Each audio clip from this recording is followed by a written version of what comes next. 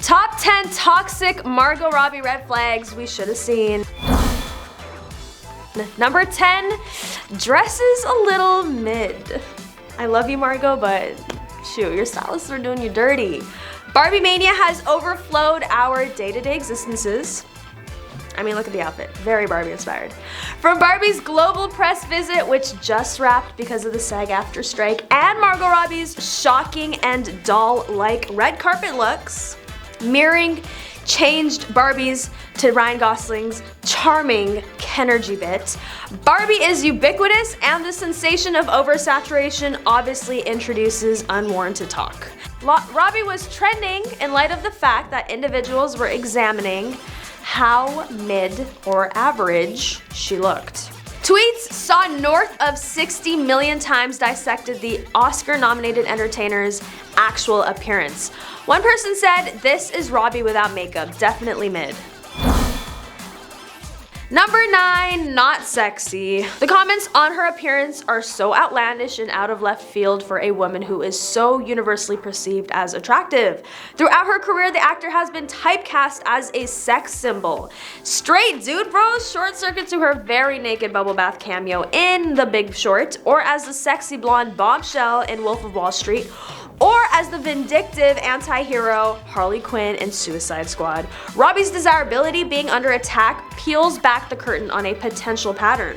That once a woman reaches a height in her success, the only way to humble her is to pick apart her physical appearance. It's always a low blow, but the internet falls for it every time, feeding the beast that are online trolls. You would think a person in this spotlight is immune to being relegated to an object, and you're wrong. It may even make Robbie increasingly vulnerable to this objectification, especially as she takes on the role of a literal plastic doll known for her hyperfemininity. In fact, this is why Barbie is also being criticized for her looks and sexuality. Number 8, the anti-feminist hate. More than that, this limelight on Robbie does not shield her or Barbie from the verbal assault. It only intensifies it. The actor is at the center of attention right now as she's traveled from city to city promoting the film. On to number 7, nobody is safe. This narrative creates a treacherous, slippery slope. It unleashes the question, who decides who is desirable?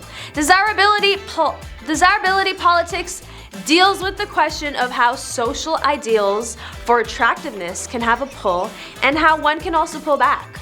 EverydayFeminism.com states it's the idea that desire is political, both affected by and simultaneously shaping systems of power and oppression. So let's put this into perspective.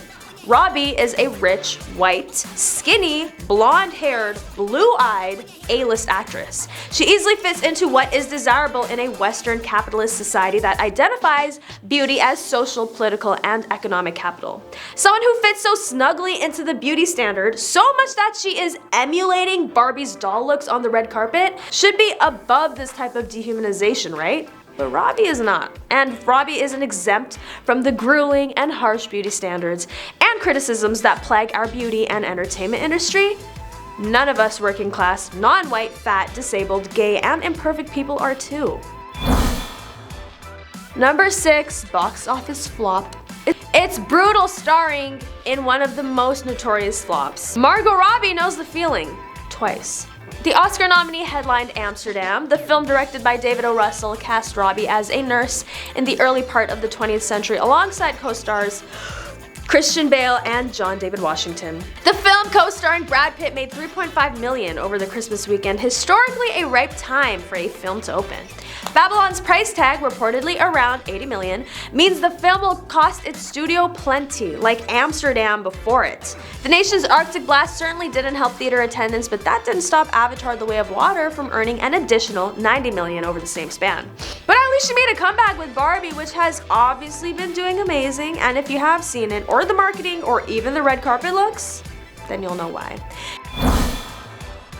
Number 5, pause on taking on her iconic role. Margot Robbie is ready to hit pause on one of her most iconic film roles. Speaking with Entertainment Weekly for a recent interview, It's not recent. Speaking with Entertainment Weekly, the actress spoke candidly about her role as Harley Quinn and how she is ready to take a break from portraying the fictional psychiatrist turned vigilante. Admitting that she has no plans to reprise her DC Extended Universe character in the near future, Robbie told the outlet, "I was like, oof, I need a break from Harley because she's exhausting. I don't know when we're gonna see her next." The I, Tonya star has portrayed Harley Quinn 3 times over the past 5 years, starting with her role in 2016's Suicide Squad.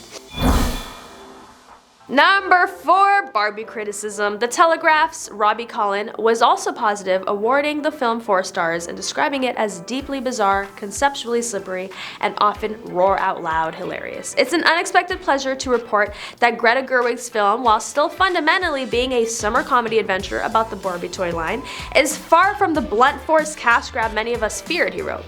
The satirical angle, likelier to strike a chord with older viewers than preteens, is enthusiastically and mischievously milked. There are gags here that gleefully poke a number of masculine online beehives. The Guardian's Peter Bradshaw also gave a lukewarm review, awarding the film 3 stars. He suggested Barbie is a good-natured but self-conscious movie that is occasionally funny but sometimes also somehow demure and inhibited, as if the urge to be funny can only be mean and satirical.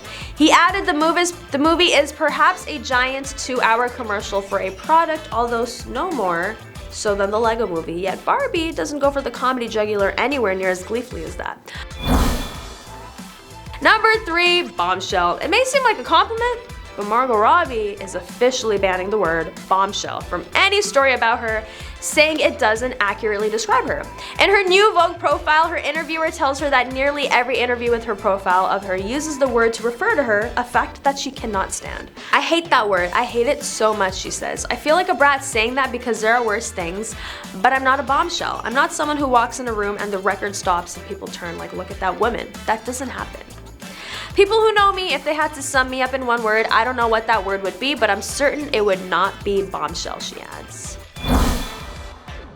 Number 2, Barbie movie is too woke for misogynistic people.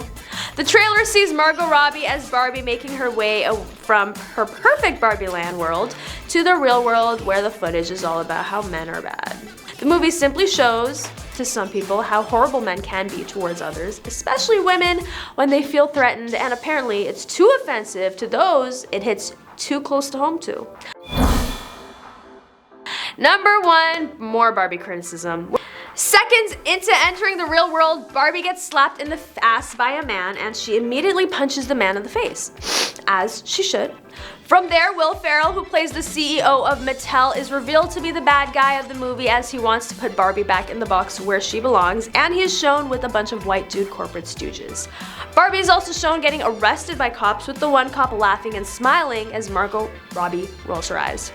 "If you love Barbie, this movie is for you," says the trailer. The message the movie sends, apparently, is that the message some people think that the movie sends is that men, particularly white men, are chauvinistic, misogynistic, sexual predators, and the bad guys. The men are made to look bad, and the women in the movie are all made to look good. The women look good at the expense of men in this one movie, whereas there are tons where it's the opposite. But of course, we don't hear the same criticism there from the people who are mad at the Barbie movie. How ironic. Now, all I have to say to that is that if you're genuinely upset with the movie and how they portray these powerful white men, then guess what? You're also part of the problem. On that note, that is all for today. Thank you for watching. Don't forget to like, comment, and subscribe, and I'll catch you next time on The Rich Life.